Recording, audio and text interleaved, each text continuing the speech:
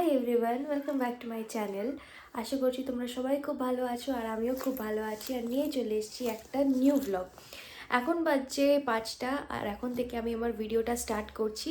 সকালেই তোমাদের বললাম যে আমাদের আরেকটা প্ল্যান হচ্ছে, দিল্লি যাওয়ার প্ল্যান হচ্ছে। তো তাই জন্য সেই প্ল্যান মাফিক আমরা বেরিয়ে যাচ্ছি। যদিও আরও আগে বেরোনোর কথা ছিল, কিন্তু বেরোতে আমাদের লেট হয়ে গেছে। তাই জন্য আর টাইম ওয়েস্ট না করে তাহলে চলো তাড়াতাড়ি বেরোনো যাক।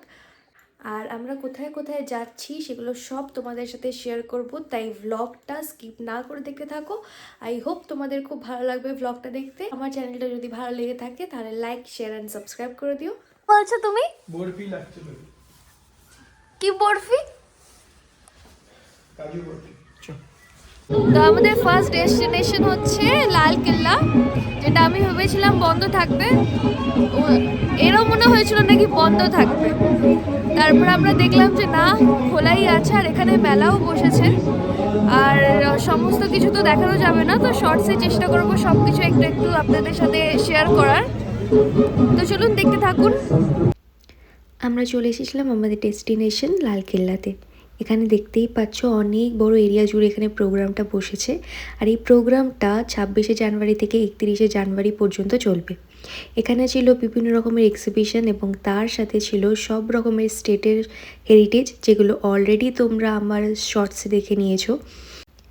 আর এত সুন্দর জায়গায় এসে ফটো ভিডিও তুলবো না সেটা তো হতেই পারে না, তাই জন্য ঝটপট ক্যামেরাটা হ্যান্ড ওভার করে আমি কটা ফটো আর ভিডিও তুলে নিলাম, যেটা তোমরা আমার কমিউনিটি পোস্টে গেলেই দেখতে পেয়ে যাবে।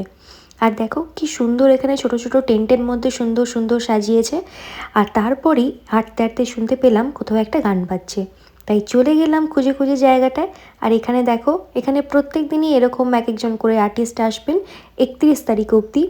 এখানে তো লাইভ শো হচ্ছিল, কিন্তু আমার চোখ যাচ্ছিল বারবার এই পাশের লাল কেল্লাটার দিকে। রাত্রিরে বেশ সুন্দর লাগছিল কেল্লাটা। তো চলো, শো দেখা, এক্সিবিশনে ঘোরা তো অনেক হলো, এবার হলো পেট পুজোর পালা। এখানে একটা সেপারেট জায়গায় এই ফুড স্টলগুলো বসিয়েছে। ঝটপট এই কাউন্টার থেকে টিকিট কেটে, মানে কুপন কেটে, আমরা এখান থেকে অর্ডার করতে পারবো।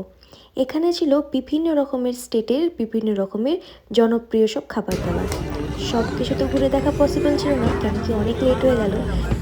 ফার্স্ট আমরা ট্রাই করে নিয়েছিলাম চিকেন কাবাব। তারপরেই আমরা চলে গেলাম ভেলপুরির কাউন্টারে। ভেলপুরিটা যেই না খাওয়া শেষ হলো, তারপরেই দেখতে পেলাম রাবড়ি কুলফি। একটা কুলফি না খেলে হয়, যতই শীত পড়ুক না কেন। তারপরেই আমরা চলে গেলাম এখানে দেখতেই পাচ্ছ কর্ন চাটের দিকে। আমার এটা খেতে বেশ ভালোই লাগে, তার মধ্যে শীতকালে রাত্রিরে গরম গরম কর্ন চাট হলে তো আর কোনো কথাই হয় না। তো চলো, অনেক হলো মেলায় ঘোরা, এরপর তো বাড়ি ফেরার পালা। দেখা হচ্ছে নেক্সট ব্লগে।